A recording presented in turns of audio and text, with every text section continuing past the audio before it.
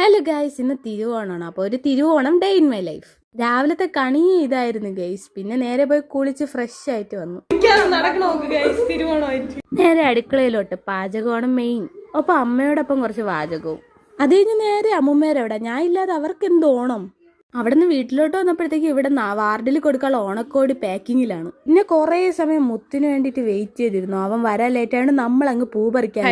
നമ്മളെ ഓണത്തിലെ മെയിൻ പരിപാടി ഇതാണ് ഗൈസ്. അഭി, ഇതാരെ വീട്? പൂക്കളത്തിന് നമ്മൾ പൂ വാങ്ങാറില്ല. നമ്മൾ വേറെ വഴി കൂടെ ഇത് സെറ്റാക്കേ ഉള്ളൂ ഗൈസ്.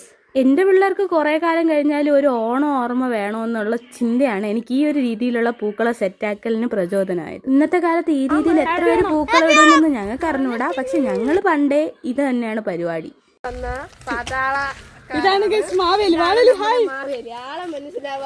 വേണ്ടി നമ്മള് രൂപം മാറി വന്നിരിക്കുകയാണ്. ഞാനാണ് ഞാനാണ് കാലൻ. ഒരു ബന്ധമില്ല, ഫോൺ കണ്ടിട്ട് കൂടെ റിസ്ക് എടുത്താണ് ഗൈസ് പല വീട്ടിലും പൂക്കളൊക്കെ പറിച്ചത്. ചിലവര് വഴക്ക് പറയും, ചിലവര് വീട്ടില് പട്ടി ഓട്ടിച്ചു. അങ്ങനെ ഒരു ഒന്നൊന്നര പൂരമായിരുന്നു.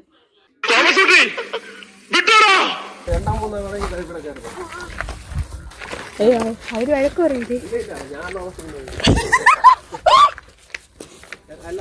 ചില നല്ല ആൾക്കാരും ഉണ്ടായിരുന്നു ഗൈസ്. അവര് വീട്ടിൽ വിളിച്ച് കുറച്ചേ ഉള്ളെങ്കിൽ അവരുടെ വീട്ടിലുള്ള പൂവൊക്കെ നമുക്ക് തന്നു. അങ്ങനെ എന്നപ്പോ കാണാതായ മുത്ത് തിരിച്ചു വന്നു ഗൈസ്. ബൈ.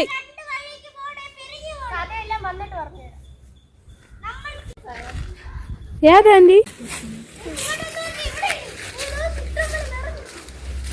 പോടാ. എത്തിക്സ് വിത്തോട്ട് പരിപാടിയില്ല. കഷ്ടപ്പെട്ട് വല്ലവരും വളർത്തണ പൂ. ആത്മാർത്ഥമായിട്ട് പണിയെടുക്കുന്ന ഒരുത്തരെങ്കിലും ഉണ്ടല്ലോ, അഭിനന്ദിച്ചേക്കാം. അങ്ങനെ അവസാനം ഒരു കവർ പൂവായിട്ട് നമ്മൾ നേരെ വീട്ടിലോട്ട്. വീട്ടിൽ ചെന്നപ്പോൾ അമ്മ പായസവും പപ്പടവും ഒന്നിച്ചുണ്ടാക്കുന്നു ഗൈസ്. പിന്നെ നേരെ സദ്യ കഴിക്കാൻ കയറി. സദ്യയും കഴിച്ച് ഒരു ഉറക്കവും കഴിഞ്ഞ് നേരെ അത്തം ഇടാനും പോയി. ശരിക്കും പറഞ്ഞാൽ അത്തപ്പൂക്കളം ഇടാനുള്ള ഒരു അവസ്ഥയിലേ അല്ലായിരുന്നു. എന്നാലും പാവം വൈഷ്ണവ് ഒറ്റയ്ക്കിട്ട് ഗൈസ്. അതിന് ശേഷം നമ്മൾ നേരെ ഫോട്ടോഷൂട്ടിനും പോയി. അപ്പൊ ഇന്നത്തെ വീഡിയോ ഇത്രേ ഉള്ളൂ. Bye guys.